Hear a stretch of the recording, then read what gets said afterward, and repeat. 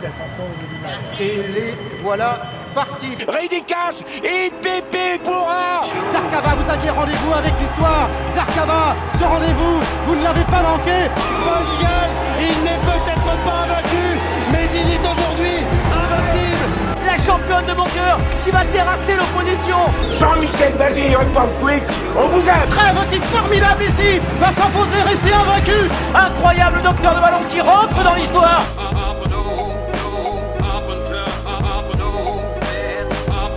Bienvenue dans Epic Story, le podcast qui donne la parole aux acteurs du monde épique. Bonjour et bienvenue dans cette deuxième saison d'Epic Story. Et pour ce premier épisode, nous recevons Xavier Demoulin, auteur, journaliste et cavalier d'entraînement du matin. Bienvenue à bord. Bonjour Xavier, est-ce que vous pouvez vous présenter en quelques mots s'il vous plaît ? Xavier Demoulin, je suis journaliste et écrivain. Je travaille à M6, je présente le journal le 1945 et 66 minutes. Et par ailleurs, je suis écrivain. Je viens de sortir mon 10e roman qui s'appelle La nuit des purs sangs. Et je suis un garçon qui est passionné par les chevaux depuis toujours. Et donc je suis content d'être avec vous, puisque vous aussi vous êtes passionné par les chevaux. Et j'ai la chance de monter des chevaux de course à l'entraînement pour mon plaisir, mon équilibre et par amour des chevaux, chez Marcel Roland à Coix-la-Forêt et à Maison Lafitte chez Anne-Sophie Paco. Et justement, d'où vous vient votre passion pour les chevaux ? Ça remonte à l'enfance, à mes 10 ans, la première fois que j'ai approché un cheval. J'étais donc un élève très fâché. Enfin, j'aimais pas l'école et l'école ne m'aimait pas, ça tombait bien, c'était réciproque. Et ma mère, qui savait pas comment canaliser son enfant, qui était très agité à l'école, a eu pour un jour l'idée, soufflée par un médecin, de me mettre à cheval pour voir si ça pouvait m'aider, quoi. Et elle m'a inscrit à un centre équestre. Et ça m'a effectivement beaucoup apporté. Et ça a été très utile parce que ça a aidé à l'enfant turbulent que j'étais de le calmer, quoi. Et de commencer à le mettre un peu sur les rails, à le rééduquer. Et depuis, j'ai jamais cessé de monter les chevaux, mais j'ai découvert les chevaux de course sur le tard. Et votre passion des chevaux de course, elle vous est venue comment du coup ? Elle est venue en deux temps. En 2008, j'ai commencé à monter dans une écurie de pré-entraînement qui s'était montée à la campagne. Et premier contact avec les chevaux de course. Puis après, j'ai commencé à reprendre le journal d'M6. Donc j'ai dû un peu arrêter. Et j'ai repris en 2019, 10 ans plus tard. Regardez ça, c'est bien ça couvre ma voix. C'est quand même bien, non ? Ça fera réel. Hein ? D'avoir ça. Pendant le confinement, j'avais une chambre juste au-dessus, là, dans les écuries, et on s'endort avec les chevaux, et la nuit, on les entend rêver, ronfler, respirer. Et le matin, on est réveillé par le pas des chevaux. C'est chouette, non ? C'est beau quand même. Voilà, donc qu'est-ce qu'on disait ? On disait, voilà, et les chevaux de course, je les ai découverts sur le tard, réellement, puisque donc j'ai arrêté pendant 10 ans, et un jour, une ancienne cavalière de là où je montais, en 2008, qui s'appelle Sophie Geffriot, elle travaillait ici, et je suis venu lui rendre visite à Maison Lafitte, j'ai rencontré Anne-Sophie, on a sympathisé, et Anne-Sophie m'a dit, viens essayer. Et du coup, c'est grâce à Anne-Sophie que vous avez découvert le monde des courses et des hippodromes ? C'est grâce à Anne-Sophie que j'ai découvert les courses. Et c'est vrai que c'est un peu ma marraine dans le milieu et dans tout ça. Et c'est mon amie de cœur pour la vie depuis. On a vécu 1000 aventures.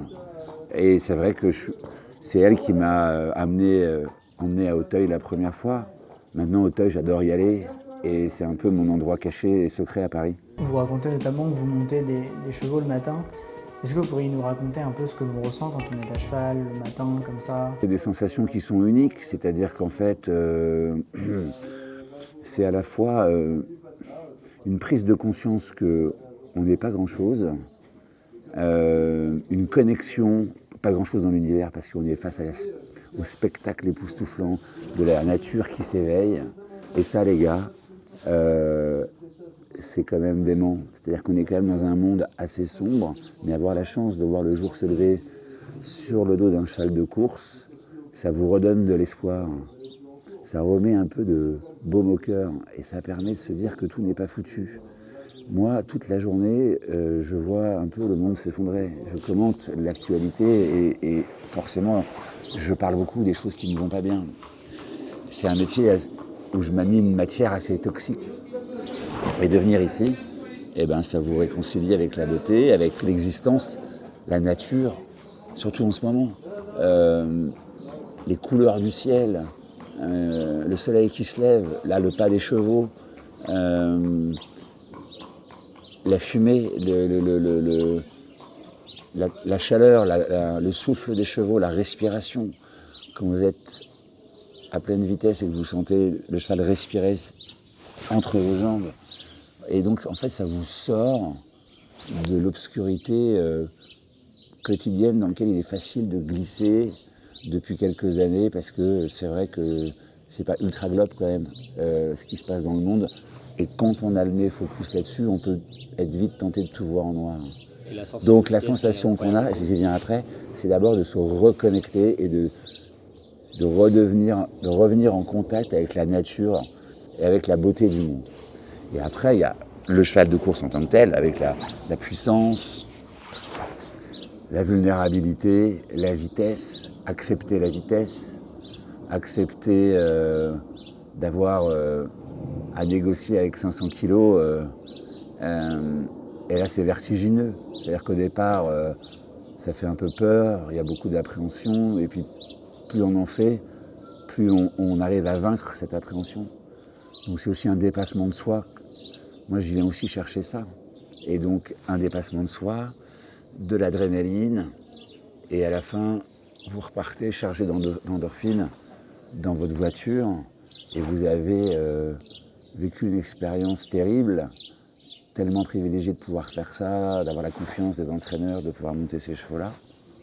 Et quand vous repartez, il n'est que 8h30 du matin. Donc le monde vous appartient. Et c'est de vaincre tout ça, de se réconcilier à la beauté du monde, à la nature, de prendre conscience que finalement tout n'est pas que sombre, qu'il y a des choses très simples comme un oiseau qui sifflote, un cheval qui respire, et la beauté du monde, quoi. Et ensuite prendre sa dose d'émotions fortes, en acceptant ces sensations-là, puis progressivement, en essayant de maîtriser de mieux en mieux son sujet, en progressant, et pas à chier, enfin, pas à dire, il faut en manger, quoi. Et avoir le sentiment de progresser aussi, et d'être de plus en plus en confiance, et rien n'est jamais acquis. Et donc c'est la plus grande école d'humilité qui soit, c'est une écurie de course. Parce qu'une fois de plus, là, on s'en fout de savoir que vous présentez le journal le soir ou qu'on vous connaît. Et les gens des chevaux et les chevaux, ce qui nous intéresse, c'est qui vous êtes, ce que vous avez dans le cœur, ce que vous avez dans le ventre, ce que vous valez en tant qu'humain. Et donc voilà, et puis on rencontre des gens passionnants. Mais c'est vraiment la beauté que je viens chercher. Ensuite, la puissance et surtout pas le pouvoir. Il y a une vraie différence. Le cheval de course, il a de la puissance, il n'a pas de pouvoir. Et on est souvent dans une société où les gens veulent du pouvoir, mais ils n'ont pas de puissance. Et donc ils ont de l'ego, mais ils n'ont pas de confiance. Ici, il n'y a pas d'ego, mais il faut de la confiance. Hein, c'est un échange de bons procédés. C'est une bonne thérapie en fait. Vous venez de sortir un livre qui s'appelle La Nuit des Purs Sangs. Est-ce que vous pouvez raconter un petit peu l'histoire de ce livre et pourquoi vous avez voulu écrire sur ce sujet ? Parce que j'ai passé beaucoup de temps dans les écuries, beaucoup de temps ici. Et j'avais envie d'en faire quelque chose. On me demandait souvent quand est-ce que tu fais un livre sur les chevaux, pourquoi tu ne ferais pas un livre sur les chevaux. Et puis je ne me sentais pas prêt. Et un jour, à force de venir, d'être là, de me sentir un peu comme à la maison, ici chez Anne-Sophie, à Maison Lafitte, j'ai eu envie d'en faire quelque chose. Et le livre, il est arrivé quand il était mûr, en fait. Et ça me tombait sous le sens d'un jour dire merci aux chevaux d'exister par rapport à tout ce qu'ils m'avaient apporté dans ma vie. Donc c'était un peu ça l'idée du livre. Et puis de rendre hommage aussi à ces petits matins, à tous les gens du matin qui travaillent dans l'obscurité au sens propre comme au figuré, à tous ces gens que je trouve absolument remarquables, courageux, forts, d'être là tous les matins, 4 Saint-Lô. Là, ça va, c'est le printemps, les oiseaux sifflotent, le ciel est bleu, on se voit, on est content, on est samedi. Et on a le choix. Mais eux, c'est leur boulot, quoi. Tous les jours, été comme hiver. Des moins 7, moins 8. Bon, des litres de flotte, il n'y a pas beaucoup plus cet hiver, mais ils s'en prennent aussi, quoi. Et sans eux, il n'y a pas de course l'après-midi, il n'y a pas de casaque flamboyante qui claque au vent dans les rondes de présentation, quoi. Et je voulais aussi les mettre en lumière, parce qu'ils ont toujours tous, ceux que j'ai rencontrés, dans les différentes écuries où j'ai pu pratiquer, et ben tous ont toujours été hyper sympas avec moi. Et donc ça me semblait de leur rendre hommage, voilà, je trouvais que c'était le moment. Dans ce livre, vous parlez aussi des chevaux comme d'une thérapie. Vous nous avez raconté que quand vous étiez petit, votre maman vous a mis au cheval aussi parce que vous étiez un enfant un petit peu agité. Est-ce que ce livre, c'est aussi un petit peu votre histoire que vous racontez? Dans tous mes livres, je mets dans mes livres des choses que je connais ou que j'ai pu vivre. C'est toujours un peu les points de départ. Mais après, je dilue ça dans de la fiction. Mais j'ai aucun problème à mettre des éléments autobiographiques dans mes romans. Mais c'est pas... Ça m'aide aussi à rejoindre l'imagination de la fiction et j'espère une certaine forme d'universalité pour parler au plus grand nombre. C'est pas de ma vie que je raconte. Moi, je fais pas d'autofiction au sens où c'est pas ma vie, mon journal de Maison Lafitte que j'écris. C'est inspiré de mes séjours réguliers chez Anne-Sophie, de ma reconnexion avec les chevaux, ma découverte du monde des courses. Ça, c'est des éléments qui sont dans le livre, mais qui me servent après de matière première. Et après, la fiction de l'imagination vient raconter une histoire qui n'est pas la mienne. Et j'aime bien cet échange de procédés dans la création.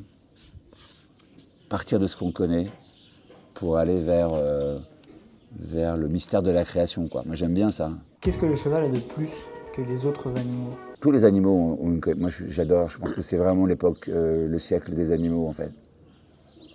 De la nature. Moi, je vous dis, ma thérapie, elle est réelle. Je vous en parle depuis tout à l'heure. À cheval, dans la connexion que ça impose pour être là au moment où on est là. C'est-à-dire qu'un cheval de course, de par sa puissance et sa vulnérabilité, vous empêche d'être un humain à mi-temps. Aujourd'hui, on est entré dans l'ère du progrès informatique, technologique, avec l'intelligence artificielle, les ordinateurs quantiques et tout.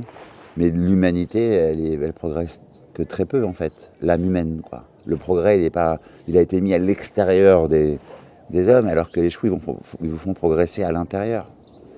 Et la technologie, qui est super sur bien des points, elle rend les gens de moins en moins présents et de plus en plus ailleurs. Donc ils deviennent ce que j'appelle des humains à mi-temps, parce qu'ils sont toujours absorbés par une pensée, par une notification, ou par l'attente d'un appel, ou par autre chose, quoi. À cheval, on redevient un humain à plein temps. Et donc, dans la nature aussi. Et avec les animaux aussi. C'est pour ça que je dis que c'est vraiment la bonne période et le bon moment dans l'histoire du monde pour recélébrer la nature, les animaux. Et j'encourage tous les gens qui écouteraient ce podcast, qui auraient encore des doutes, à se mettre à cheval ou à mettre leurs enfants à cheval. Pourquoi je dis ça? Parce que je suis tombé sur une étude qui m'a beaucoup marqué il y a 3 semaines, un mois, où il y a un vrai problème de santé mentale sur la jeunesse. Et on voit qu'aujourd'hui, les 7-17 ans, les prescriptions de psychotropes ont augmenté de 115%. Donc on a un problème. Il y a plein de jeunes qui ne vont pas bien. Je ne dis pas que les chevaux peuvent tout régler, je dis que les chevaux peuvent régler aussi certaines choses. Voilà. Si on en revient un peu au monde des courses, c'est quoi votre discipline préférée parmi les disciplines des courses et pourquoi? Il y a 3 lieux à Paris, 3 saints des saints en fait, Vincennes, Longchamp et Auteuil. Moi, mon endroit, c'est plutôt Auteuil. J'aime l'obstacle, j'aime le plat et j'aime le trot aussi, attention, mais je suis plus l'obstacle de par le fait déjà que je monte dans des écuries d'obstacles. Donc je vois des chevaux que je vois le matin courir l'après-midi, parfois j'en monte le matin qui court l'après-midi, donc ça crée un lien, un attachement et un intérêt qui est complètement démultiplié pour moi, parce que c'est le cheval que j'ai vu passer ou le cheval que j'ai monté, alors là j'ai envie de voir sa course et je m'attache à lui. Plus on rencontre les jockeys d'obstacles qui sont formidables. Moi j'ai la chance de pouvoir aujourd'hui discuter le matin avec Félix de Gilles, avec Gabin Meunier ici, avec Ludovic Philippe Ron chez Marcel Roland, Alain Chittret, enfin voilà, Kevin Nabé. Et j'aime beaucoup ces garçons. Je suis allé à Pau, meeting cet hiver, j'ai passé 3 jours là-bas, monter le matin avec eux et aller aux courses l'après-midi. Voilà, c'est un univers qui est assez naturel pour moi. Et j'adore aller seul à Auteuil, je retrouve plein de gens. Et c'est une petite confrérie très sympathique qui a été tellement sympa de m'accueillir. Et voilà, et j'y ai noué des contacts humains formidables. Donc je connais un peu moins bien l'univers du plat et du trot. Et donc c'est pour ça que naturellement, c'est l'obstacle, le steeple, les courses de haies, le cross. Quand je suis stressé au bureau, je me mets un cross en caméra embarquée, ça me calme. Je trouve que c'est des malades, quoi. Justement, vous avez déjà vu à Auteuil dans le rond de présentation, notamment pour le Grand Steeplechase de Paris. Qu'est-ce qu'on ressent quand on est dans le rond et qu'on vient à Auteuil voir ces courses-là? Déjà, on se sent tout petit, on se dit quand même, putain les mecs, c'est des dingues.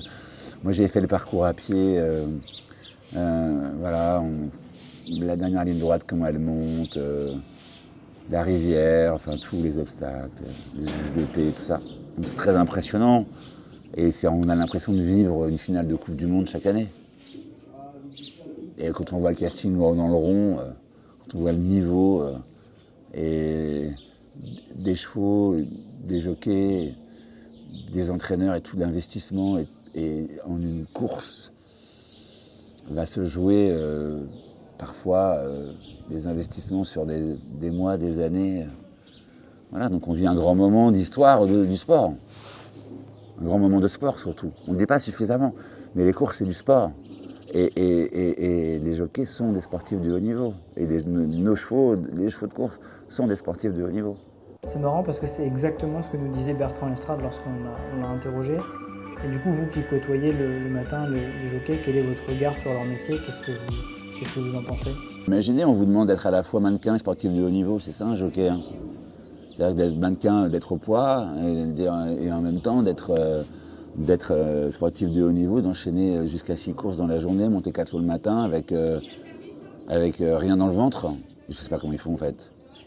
Moi je monte de l'eau, il me faut, tu vois, il faut un temps de récupération, une douche, de la glace, une badoie.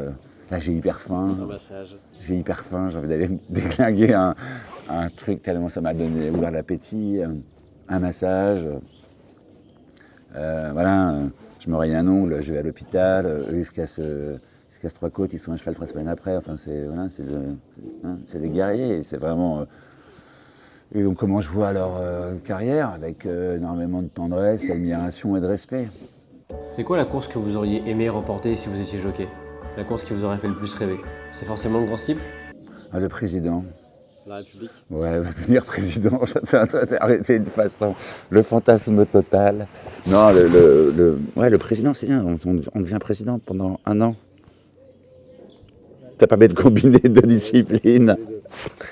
Est-ce qu'on a des chances de vous voir monter un jour en course, Xavier? Non, c'est pas mon objectif. Moi, j'ai pas le niveau déjà, et c'est pas un truc que je viens... Moi, je viens rechercher des choses très intimes et personnelles le matin, et ça me sert pour le reste de ma journée. Ça m'améliore en tant qu'être humain. Après, aller monter en course, c'est encore un autre délire. Et puis, une fois de plus, j'ai commencé à 45 ans, j'ai pas commencé à 20 ans. Si j'ai commencé à 16 ans, 17 ans, que j'étais... voilà, je dis pas. Mais là, non, c'est pas grave, c'est un regret que j'ai, parce que ça m'aurait amusé un jour d'essayer ça. Mais déjà, d'avoir la chance de pouvoir le faire, et d'avoir commencé tard, et aujourd'hui, d'être à ce contact-là, pour moi, ça m'apporte tellement par ailleurs que ça compense largement le fait de ne pas pouvoir monter en course, quoi. C'est quoi votre plus beau souvenir sur un hippodrome? Mon plus beau souvenir, c'est quand même... c'est une bonne question. Je pense que j'en ai plein des bons souvenirs, mais... c'est des moments où c'est regarder les courses avec les entraîneurs dans le rond de présentation quand tout le monde est en tribune. C'est d'être avec Anne-Sophie quand elle a gagné, quand elle gagne, être avec Anne-Sophie quand elle a un coup dur, c'est d'être avec toutes ces émotions-là. À l'hippodrome, c'est fort, quoi. c'est d'être avec Marcel Roland dans les tribunes, ou enfin, regarder une course avec Marcel Roland, avec mes entraîneurs.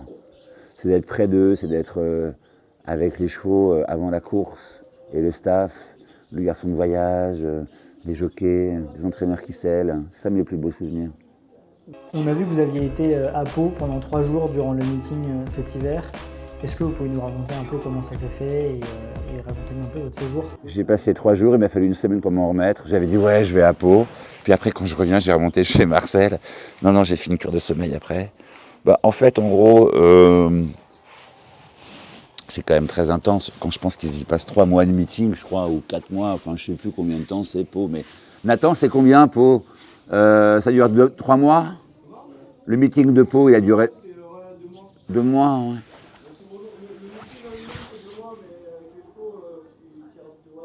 Voilà, moi j'ai passé 3 jours, j'en ai resté 2 ans en fait. J'ai vu tellement de trucs. Non mais le matin, moi j'étais à l'hôtel, je faisais un vélo, on m'avait prêté un vélo, donc je faisais 5 bornes pour aller dans le noir pour trouver l'écurie déjà, au domaine de Serre. T'as le temps de te parler 8 fois, te faire écraser 15 fois. Je faisais 5 bornes, j'arrivais là-bas, premier lot, alors, lever le soleil sur les montagnes, les pistes de Pau. Le tour il est long. Hein. Ça se passe bien ça va, mais après il y a tout le monde sur les pistes. Donc il y a, quand vous vous faites doubler par 30 chevaux des Rougets, de Jean-Claude Rouget qui arrivent, il faut passer 30 chevaux qui vous passent devant.